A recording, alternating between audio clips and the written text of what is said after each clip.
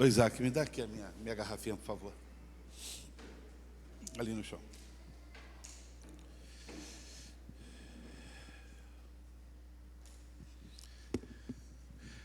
As nossas crianças, nós estamos ensaiando em terminar a salinha deles. Precisamos da sua ajuda, irmãos, para que você possa colaborar. Nós temos tantas coisas, vou passar para cá, porque eu vou beber logo nessa caneca para ninguém comprar essa. Menos uma. Nós precisamos da sua ajuda. Nós estamos fazendo bastante coisas aí da festa e uma semana corrida, tantas coisas acontecendo. Bem, semana passada nós começamos uma mensagem chamando "Muda a forma que vê as coisas, que as coisas mudam dentro de nós". Se nós mudarmos a forma de ver as coisas, certamente as coisas mudarão dentro de nós.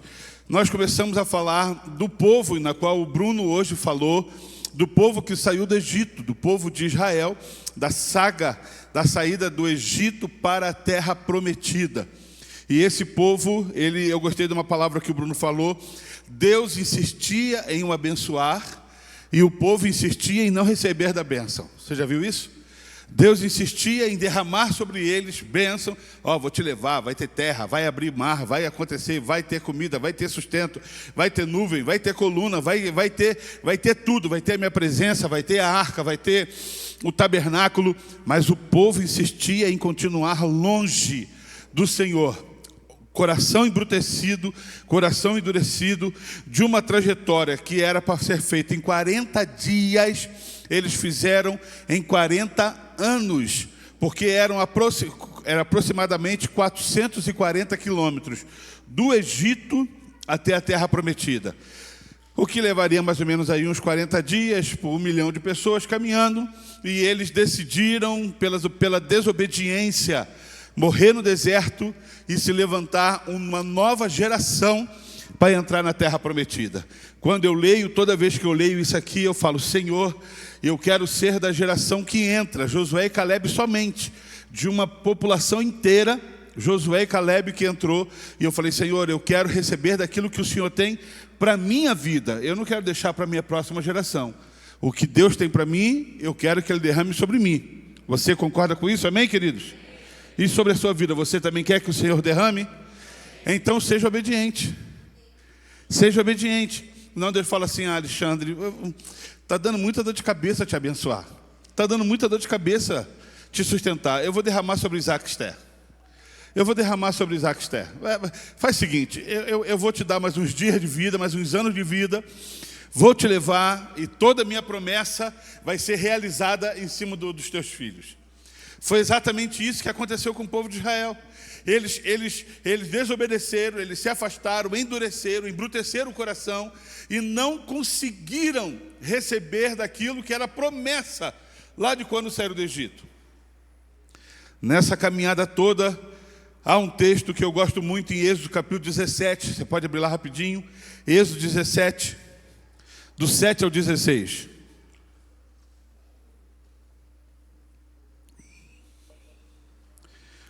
Êxodo 17, do 7 ao 16 diz assim: E chamou aquele lugar de Massá e Meribá, porque ali os israelitas clamaram e puseram o Senhor à prova, dizendo: O Senhor está entre nós ou não? Você acha que o Senhor está entre nós? Quem acha que não? Só Alcione. Sucedeu... fala aí, Alcione, deixa eu abrir aqui um parêntese. Você viu que ela falou que ia fazer uma macumba para o Trump? Legal, né, irmãos? É hora de você e eu orarmos. Inclusive a Igreja do Senhor no Brasil inteiro está orando. Orando, valendo. Porque a batalha deixou de ser judicial, deixou de ser política, deixou de ser... Agora está se tornando uma batalha espiritual. E nós não podemos deixar que as portas do inferno prevaleçam. Porque sobre mim e sobre você há a bênção do Senhor. Amém, irmãos? Sucedeu que os amalequitas vieram atacar os israelitas em Refidim. Então Moisés disse a Josué: escolha alguns dos nossos homens e lute contra os amalequitas. E escolher alguns são quantos? São todos? Não. Escolha alguns para combater contra os amalequitas. Amanhã tomarei posição no alto da colina, com a vara de Deus em minhas mãos. Josué foi então lutar contra os amalequitas, conforme Moisés tinha ordenado. Moisés, Arão e Hur, porém, subiram ao alto da colina. Enquanto Moisés mantinha as mãos erguidas, os israelitas venciam. Quando, porém, as abaixava, os amalequitas venciam. Quando as mãos de Moisés já estavam cansadas, eles pegaram uma pedra e a colocaram debaixo dele, para que nela se assentasse. Arão e Hur mantinham erguidas as mãos de Moisés, um de cada lado, de modo que as mãos permaneciam firmes até o pôr do sol. E Josué derrotou os exércitos amalequitas ao fim da espada. Depois o Senhor disse a Moisés: escreva isso no rolo como um memorial e declare a Josué que farei que os amalequitas sejam esquecidos para sempre debaixo dos céus. Moisés construiu um altar e o chamou: o Senhor é a minha bandeira, Jeová Nissi. E jurou: pelo trono do Senhor, o Senhor fará guerra contra os amalequitas de geração em geração. O que você vê aqui é um campo de batalha. Moisés chama Josué e fala: olha, escolhe alguns homens daquele que nós temos, vá para o campo de batalha, porque amanhã eu vou subir ao monte para que nós possamos guerrear contra os amalequitas. A palavra do Senhor diz que Moisés subiu ao monte para poder estar nessa batalha. Arão e Hur sobem com ele, e essa batalha começa de manhã. E o que a palavra nos dá a entender é que a palavra ela corre de manhã até o pôr do sol, ou seja, 10, 12 horas de batalha. Se começou às 6 da manhã, às 6 da tarde, são 12 horas de batalha. Imagina Moisés 12 horas com as suas mãos assim, ó. Chega em casa depois e tenta ficar assim 5 minutos. Não precisa pegar pedra, não precisa pegar nada, só assim. No quartel eles mandam a gente segurar uma arma. Pega a HK e segura. Tenta ficar.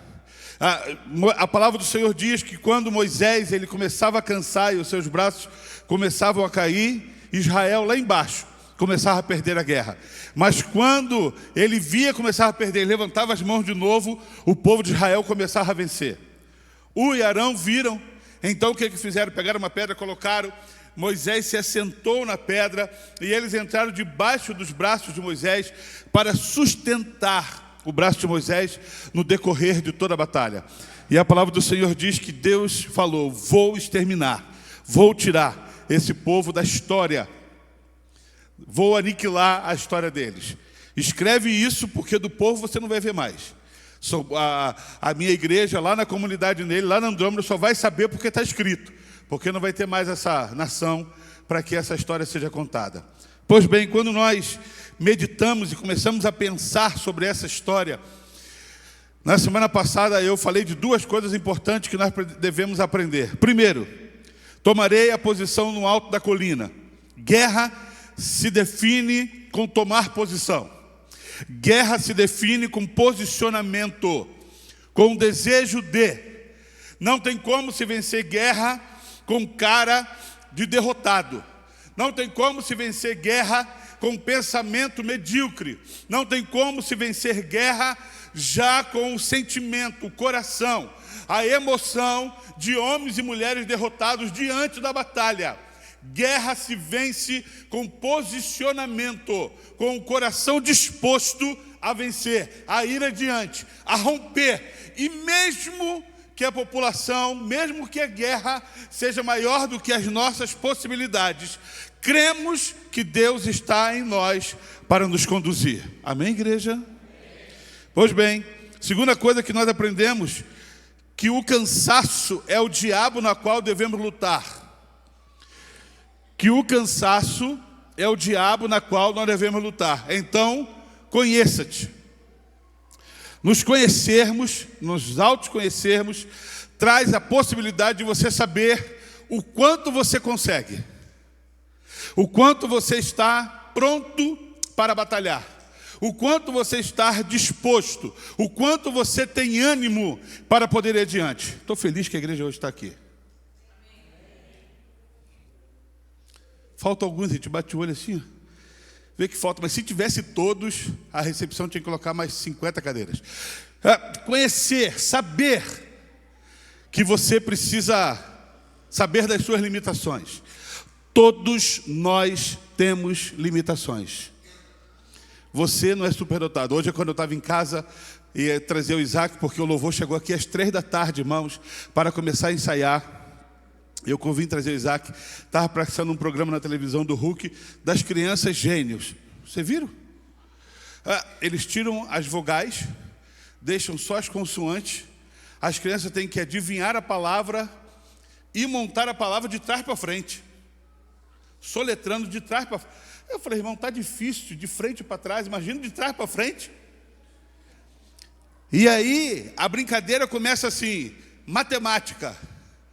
50 vezes 4 vezes 72, dividido por 4, vezes não sei o que, menos não sei o que, papapá. Aí a criança, 30. Eu ainda estava lá na frente, lá, 50 vezes no papelzinho, canetinha. Não dava tempo nem de digitar no celular. Crianças com as suas cabeças assim, super dotadas. Falei, lembro de mim quando era criança. Vocês estão rindo de quê? Super dotado, desligava e ia brincar. Aí, sai fora. Aí que minha mãe acredita nisso, né, irmãos? Mas um dos grandes erros nossos é acharmos que nós temos forças para batalhar batalhas que são maiores às vezes do que nós. Existem batalhas que são do nosso tamanho ou menor do que nós. Mas existem batalhas, e às vezes a maioria delas são maiores do que nós. E hoje nós vamos começar a falar o seguinte. Agora eu chego no dia de hoje, porque até agora eu só falei de semana passada. Hoje, que a tua fidelidade a Deus não se subordine às circunstâncias. Pelo contrário, que a sua fidelidade a Deus seja transcircunstancial. Transcircunstancial. A minha fidelidade a Deus não está anelada às circunstâncias na qual eu vivo. Independente do que eu passo, independente do que eu vivo, independente das lutas ou derrotas, independente do que venha sobre a minha vida, a minha fidelidade a Deus continua intacta. Amém, irmãos? Sabe por quê? Porque senão você mede a Deus pelo tamanho da sua luta. Quem luta mais tem um Deus maior. Quem luta mais tem um Deus menor. E na verdade não é essa a medida que nós devemos ter. Deus continua sendo o mesmo. O mesmo Deus para mim é o Deus para você. E a palavra do Senhor diz que Deus é imutável. É o mesmo Deus de ontem, de hoje e é da eternidade. É o Deus para sempre. O Deus que tudo pode, o Deus que tudo vê, o Deus que está em todos os lugares. Então Ele não pode ser medido pelo tamanho da luta que você e eu passamos.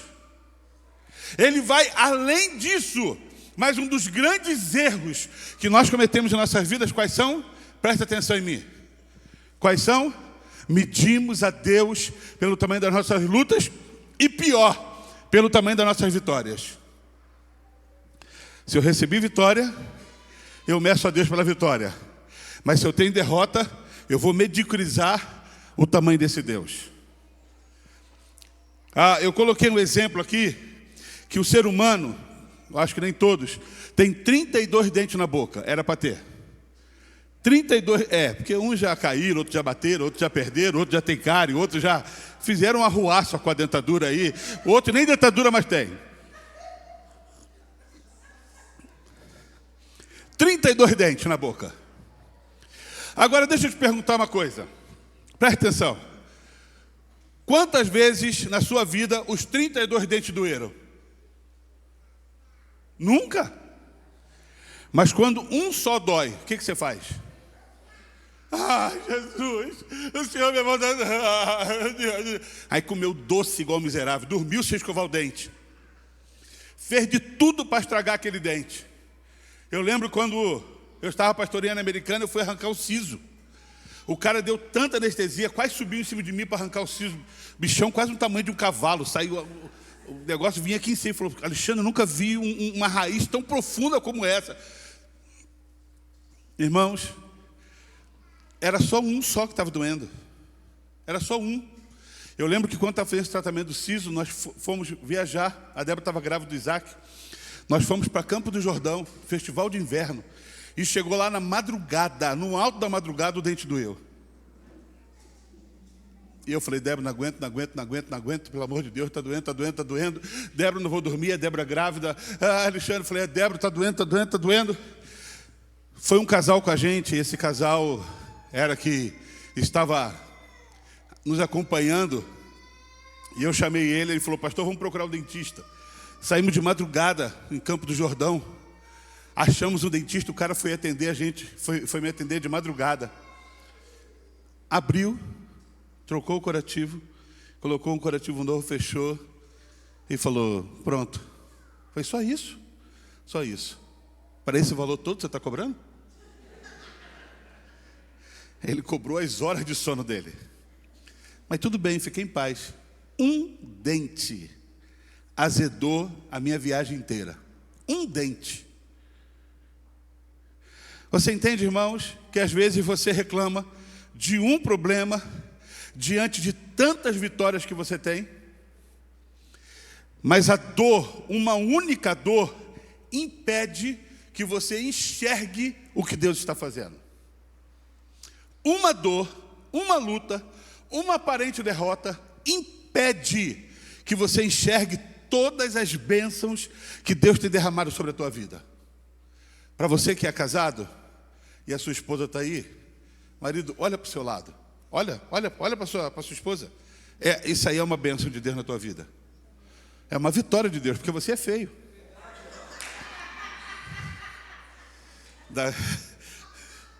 E Deus deu ela para você. Olha como Ele é bondoso contigo, irmão Zezinho. Você viu como Ele é bondoso contigo, Vlad? Deus é bom contigo. Então, você precisa entender isso, irmãos. Que mediante a tantas coisas, olha o que Deus tem feito. Não, mas nós estamos ligados em quê? Na luta, no dente. Na única dor que temos, tem 31 dentes bons. Um podre que está doendo. E o miserável tira a paz da tua vida por dias. Eu quero convidar você nessa noite a levantar um pouquinho os seus olhos e enxergar quanta coisa Deus tem feito. E enxergar quantas bênçãos Deus tem derramado. E parar de murmurar. Será que mediante a todas essas coisas Deus não está vendo essa única dor? Será que mediante a tantas coisas que acontecem na sua vida, Deus não está vendo esse único problema seu? Claro que Ele está vendo. Então, querido, a tua fé tem que ser transcircunstancial. Ir além das circunstâncias. Paulo falou, eu posso morrer, sofrer, ter, perder, ganhar, mas o meu amor pelo Senhor continua o mesmo. Pode acontecer o que for, mas eu sei do meu Senhor, eu sei da minha fé. Quem pode nos separar? Dor, tribulação, angústia, fome, nudez? Não. Eu estou certo. Eu estou no Senhor. Você e eu não podemos medir a Deus por aquilo que temos. Porque se você abrir a sua conta bancária agora, você se desvia. Eu me desvio. Se você medir o seu salário, o que você ganha e o que você quer ganhar, mesmo que às vezes não seja merecido, porque nós sempre achamos que nós devemos ganhar 50 mil, mas estudamos para 1000. Mas eu queria ganhar 50, mas se esforçou para 1000. E achamos, por que Deus não me dá 50? Porque você não se preparou para 50. Porque eu não me preparei para 50. Transcircunstancial. Transcircunstancial. A minha fé em Deus vai além das circunstâncias. É pelo que o Bruno frisou tão bem aqui, o que os cânticos frisaram. é pelo amor do Senhor derramado na cruz do Calvário por mim e por você. Não há dor, não há sofrimento, não há batalha, não há nada que seja maior do que a entrega de Jesus Cristo na cruz do Calvário por mim e por você. Nada. Não há nada que seja maior. Não há nada que possa nos afastar desse Deus. Sabe o que eu aprendo também? Invista em alianças com pessoas que tenham iniciativas. Uma das coisas que tem impedido de nós caminharmos são as alianças erradas. E a aliança errada, irmão, é dose. A aliança errada é terrível. Nós já conversamos com casamentos, com casais, em que falam assim: ai, pastor, eu não sei, eu sofro tanto nesse casamento. Mas quando pega lá no começo, você ouviu vários e vários conselhos. Não casa, é péssimo filho, é péssimo empregado, é péssimo patrão, não gosta de acordar cedo, não gosta de estudar. Mas eu amo, mas não presta, mas eu amo, então casa. Ai. Não virou príncipe, continuou sapo. Alianças que nós fazemos erradas e vivemos com elas. E quando nós fazemos alianças com amigos, aqui o texto nos deixa bem claro: Josué, escolha alguns homens e lute contra os amalequitas. Quantos homens? Alguns. Irmãos, era mais de 1 milhão de pessoas. Alguns homens? Por que Moisés não falou: vai lá, pega todos os homens? Pega todos, de 13 anos para cima, dá uma faca, dá uma funda, dá uma pedra, dá um cacetete na mão deles e vai todo mundo lutar. Não. Alguns. Escolha alguns para lutar. Você está compreendendo isso? Amém ou não? Não são todos, nem todos que estão com você servem para andar com você. Está comigo, está aqui, ó. Beleza, vamos lá. Aleluia. Vamos lutar. 1, 2, 3, 4, 5, vamos. Porque nem todos servem para isso.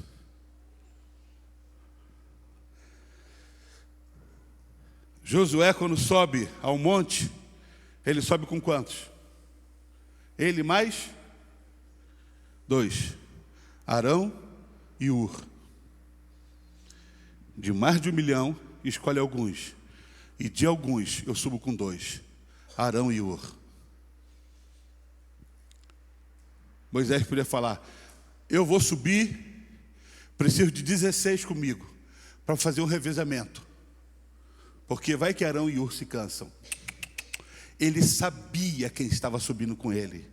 Ele sabia que eram homens capazes, porque fizeram aliança, e que a luta de Moisés, a luta do povo, também era a luta deles. De toda uma população, sobem 2, Arão e Ur. É interessante que quando você vê isso, a pessoa certa para nos acompanhar, você vê Jesus. Jesus escolheu quantos? Quanto? 13? 13 é outro número, irmãos. 12. Jesus escolhe 12. Dos 12, ele anda com quantos? Pedro, Tiago e João. Dos 3, ele tinha quantos de coração? João. Ele escolhe 12, se relaciona com 3, mas com um só ele divide. Você entende isso, irmãos? Para que você tenha vitória, você tem que tomar cuidado com quem você se relaciona. As alianças que você faz. As alianças que você faz. As alianças, às vezes fazemos alianças com pessoas erradas. E essas pessoas vão contaminar os nossos corações a tal ponto de nos tirar da presença de Deus. Vão contaminar os nossos corações a tal ponto de nos roubar da presença de Deus.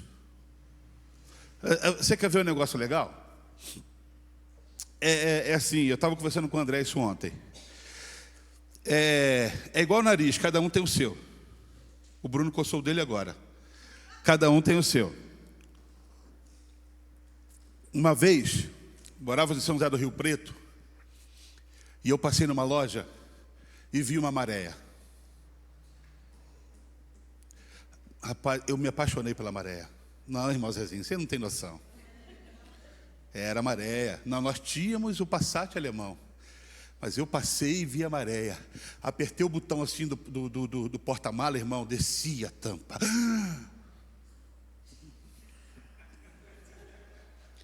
Besteira, eu nunca usei aquele negócio.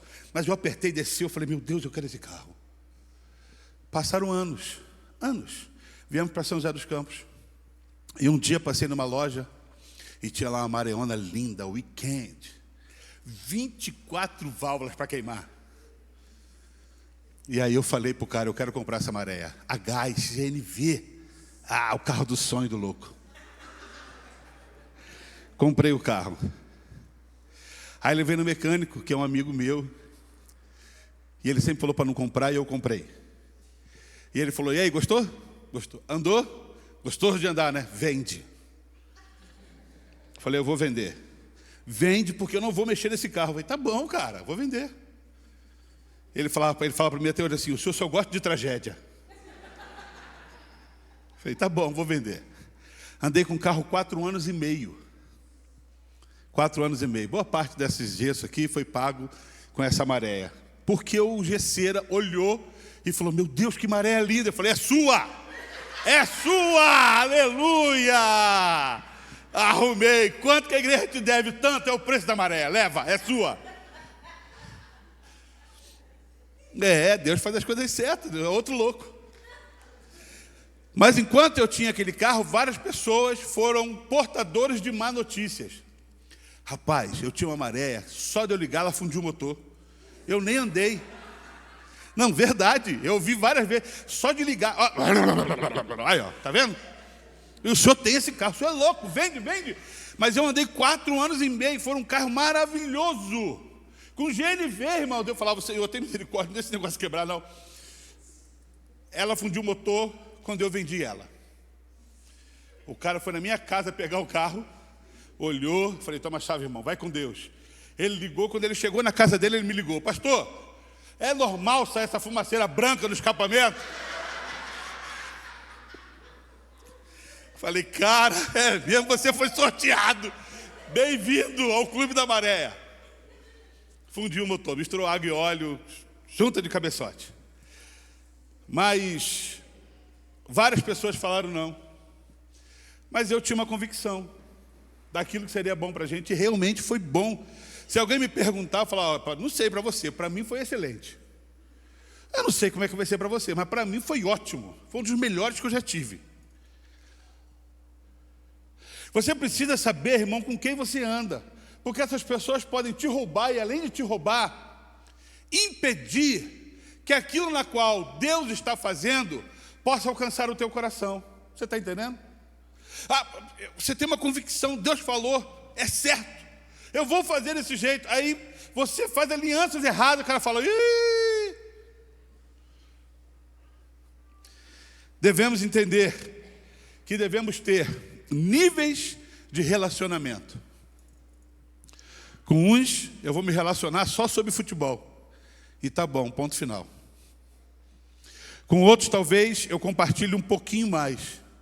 Com outro, um pouquinho mais. E talvez com outros, eu rasgue o coração. Mas tem um que eu vou falar só sobre o 4º melhor time do mundo. Só isso. Vou conversar, vou falar, tá ali. E tá tudo bem. E a conversa não vai sair disso. Aquela conversinha rasa, aquele bate-papo furado. Mas tem alguns que eu vou sentar e vou rasgar o coração. Eu e você devemos aprender a termos níveis de relacionamento. Níveis de relacionamento. Sabe outra coisa que eu aprendo? Moisés construiu um altar e chamou aquele lugar, o Senhor é a minha bandeira. Jeová Nissi. Esse altar é altar de adoração e de gratidão pelo que o Senhor fez. Um dos grandes erros na nossa vida é nós não estabelecermos altar de adoração. Um dos grandes erros da nossa vida pós-batalha é não pararmos e adorarmos. A sensação que dá é que Deus não fez mais do que obrigação. Afinal de contas, eu sou dizimista. Vou na igreja, toco, canto, ajudo, fico com as crianças, faço alguma coisa, danço. Já está bom demais, e o resto Deus tem que fazer. Deus não tem que fazer nada, porque eu tinha que fazer, Ele já fez. Entenda isso, em nome de Jesus. Para de colocar Deus contra a parede e achar que Ele tem a obrigação de fazer alguma coisa sobre a tua vida e sobre a minha vida. O que passar do que Ele já fez é misericórdia, é graça. Inclusive Jesus é graça. Não éramos merecedores, mas Ele fez. Eu preciso entender isso, irmãos. O ensinamento que Moisés nos deixa, pós-batalha, levantou um altar de adoração e colocou Jeová Nissi. O Senhor é a minha bandeira. Instituir altar é memorial. Instituir altar é reconhecer para sempre o Senhor como o único Deus. Instituir altar é declarar que eu faço parte de uma nação, e essa nação se chama Nação Santa. Instituir altar é reconhecer a sua nação, a sua cidadania diante de Deus. Não, pastor, eu sou brasileiro, eu também sou brasileiro, mas acima de tudo, eu faço parte do povo de Deus. A minha nação é a nação celestial. Quando Ele vier buscar a sua igreja, a noiva, eu quero estar junto, porque o meu tempo aqui é limitado, mas estarei eternamente com Deus na glória. Instituir altar é reconhecer quem você é e saber quem Ele é. É muito mais do que você levantar a mão e cantar. É muito mais do que você dançar. É muito mais do que você fazer alguma coisa, alguma atividade dentro da igreja. Instituir altar é coração sensível, quebrantado diante de um Deus que tudo é. Diante de um Deus que tudo pode. É um coração sincero diante desse Deus. É um coração diante do Senhor todos os dias.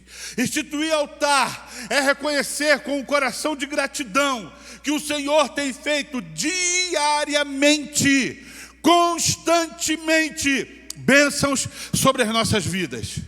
Pastor, o senhor não sabe, na minha casa está faltando coisa. Na minha casa está faltando.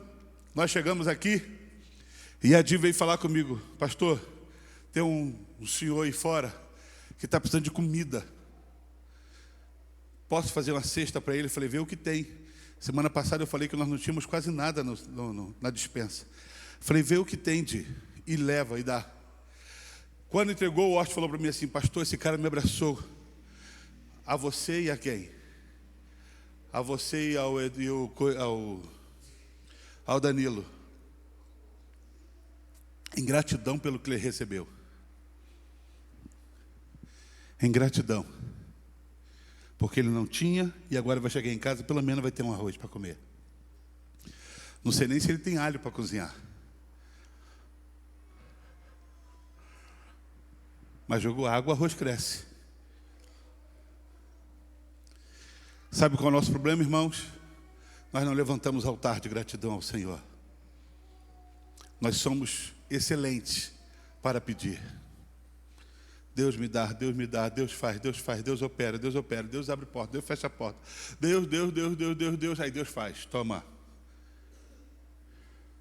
Deus me dá isso, porque nós somos férteis em pedir. Deus, agora estou precisando de outra coisa, outra coisa. Mas não voltamos atrás para agradecer ao que Deus faz. Eu já falei aqui algumas dezenas de vezes, é tão gostoso quando você pega uma criança e aquela criança tem um coração sincero, e você pega uma coisa simples, um par de meias que você passou no centro da cidade e você viu uma meia bonitinha, comprou, custou R$5, não importa o valor. Você chega para aquela criança: vem cá, olha aqui, ó, trouxe para você. Aquela criança pega aquilo ali e fala: para mim? Como se fosse a coisa mais assim, como se você estivesse dando uma Ferrari na mão. Para mim? Para você, filha, para você, usa aí. E ela sai correndo, divulgando para todo mundo que ela ganhou um par de meias. Eu acho que é por causa disso que a Bíblia fala que nosso coração deve ser como o de criança, que nós devemos ser como crianças. Porque nós começamos a ficar exigentes. Um par de meias, não preciso de meia, eu ando descalço.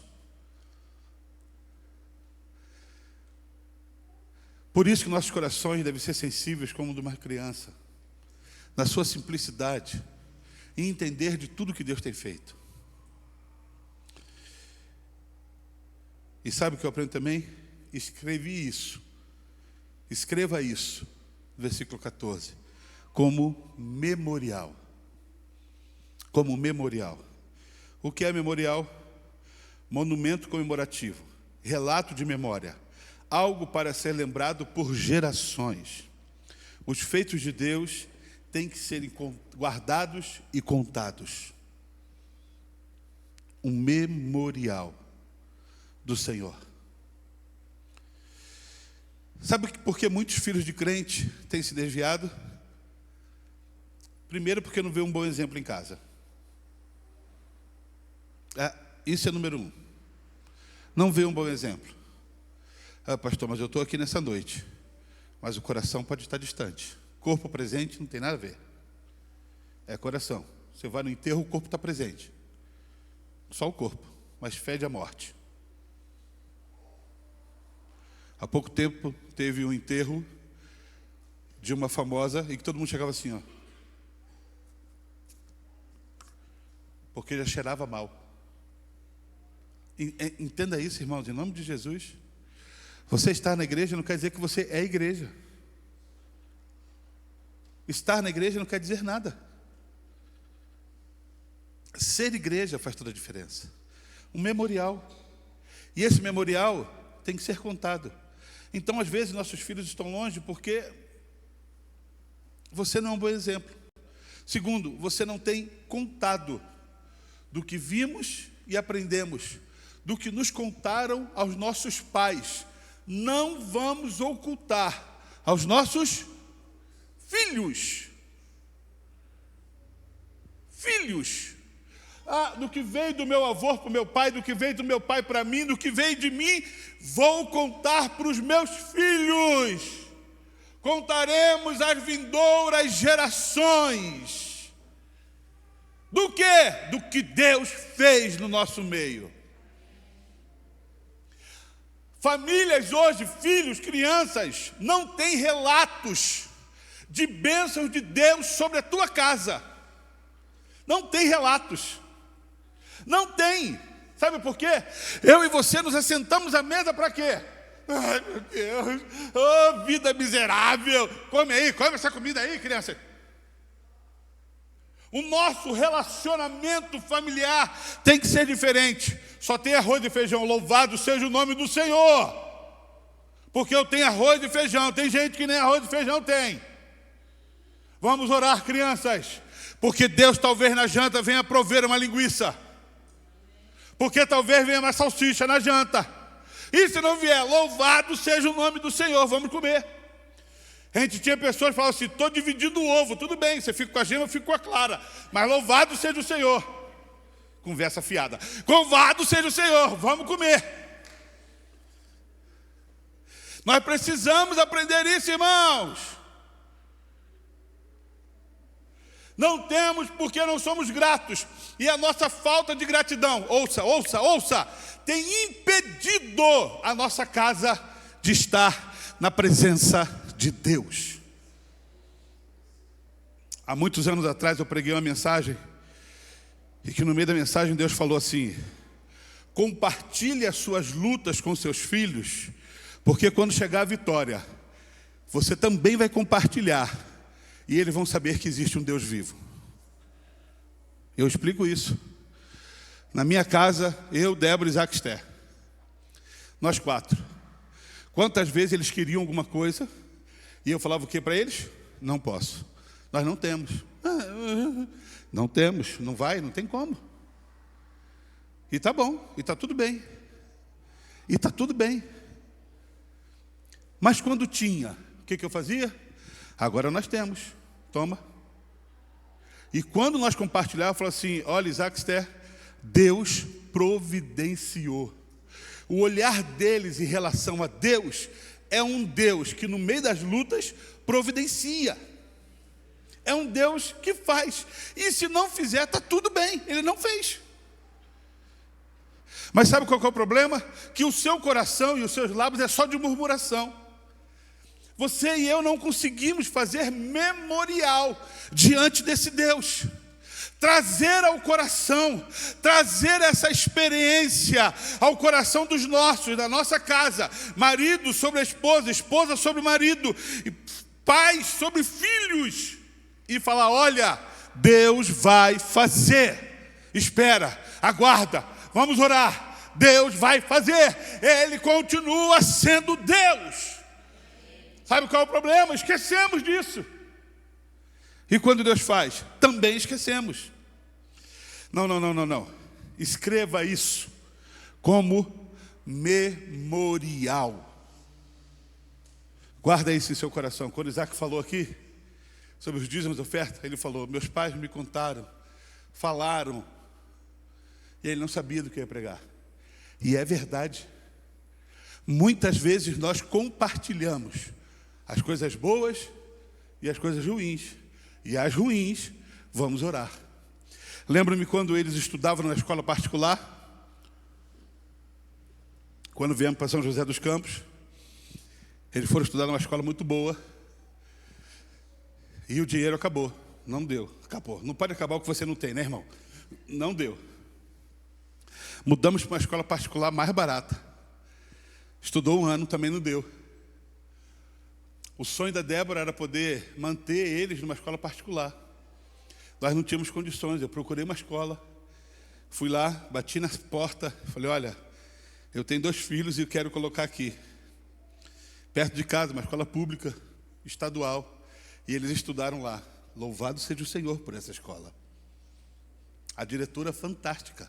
Puxa saco de Isaac. Ela morreu.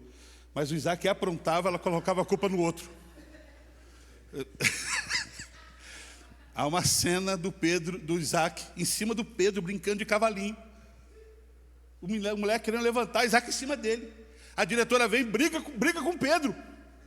Levanta daí, porque você está deixando ele subir em cima de você. Aí falou, cara, é ele que subiu. Tudo bem, então levanta.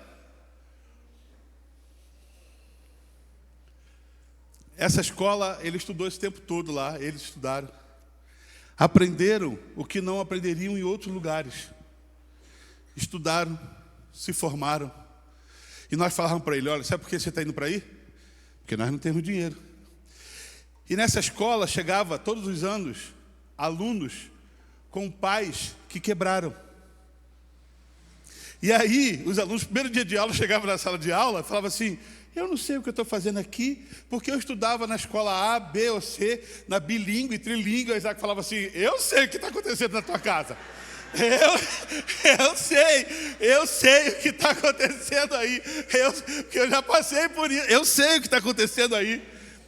Teu pai quebrou, irmão. E teu pai te colocou aqui. É isso aí, ué. E vamos tocar o barco.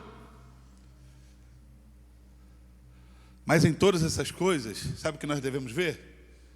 A mão de Deus. Você precisa ver isso, irmãos. E levantar o memorial. O que nós vamos fazer nessa noite é firmar esse memorial em nossos corações. Porque o corpo de Jesus não está aqui, ele não vai ressuscitar daqui a pouco, não. Ele já morreu, ele já ressuscitou, mas nós precisamos entender que do cálice é o seu sangue, que do pão é o seu corpo. E fazer isso sempre em memória dele. Para que isso possa nutrir os nossos corações. Ou seja, o coração da tua família tem que ser nutrido. Tem que ser nutrido. Senão o dia mal vem e rouba-nos da presença do Senhor. A minha pergunta para você hoje é: como você tem visto as lutas ao seu redor? Como você tem visto? Como você tem permitido a atuação de Deus sobre a tua vida? Porque até isso é complicado. É o que você permite que Deus faça. Qual tem sido a sua companhia, a sua aliança? diante disso tudo? Pessoas que te alimentam ou pessoas que falam, ih, é daí para pior, hein? É daí para pior. O que você tem instituído de memorial na tua mente, no teu coração e diante dos seus? Qual é o memorial que você tem levantado sobre a tua vida, irmão? Quando você lembra de Deus, você lembra de Deus como? De um Deus de amor, de graça e misericórdia, ou de um Deus carrasco que poderia te dar vida boa e não te dá? De um Deus que poderia te pegar no colo, te colocar no ombro. Está vendo as pegadas na areia? Agora são minhas, porque eu te peguei no colo. Ai, ai. Essa ilustração ficou meio ruim, né? Que na verdade as pegadas são nossas mesmo. A diferença é que Deus está nos conduzindo. As lutas são grandes, para você e para mim. Você chora? Eu também choro na madrugada. Você se preocupa na madrugada? Eu também. Moisés também se preocupou no alteiro do monte, no cume do monte. Ele também se preocupou. Sabe por quê? Era uma nação inteira que estava morrendo. Era o povo de Israel inteiro, era o povo de Deus que estava morrendo. Ele também se preocupou. Mas essas estratégias definiram a vitória. Há uma definição do Senhor para a tua vida nessa noite. Há algo que o Senhor tem tocado, falado e movido em teu coração. E em nome de Jesus Cristo, eu quero convidar você a você ser um vencedor, uma vencedora. Eu quero convidar você nessa noite a tomar uma outra postura. Porque lutas todos nós passamos. Quem tem 50, quem tem 100, quem tem 1000, quem tem 10 mil, quem tem 15 mil. Todos nós passamos por luta. Quem tem cartão black, quem tem cartão simples, quem tem o cartãozinho violeta, quem tem... Todo mundo passa por luta no Nubank. Todo mundo passa por luta. Todos nós. Para quem paga... Obrigado. Você é fantástica. Para quem passa... É que eu não quero eu não quero desmontar o look hoje. Para quem... passa, para quem ganha 1000, para quem ganha 50 mil, é a mesma luta, irmãos. Mas como você tem se comportado diante disso tudo? Eu quero convidar você a se colocar de pé nessa noite.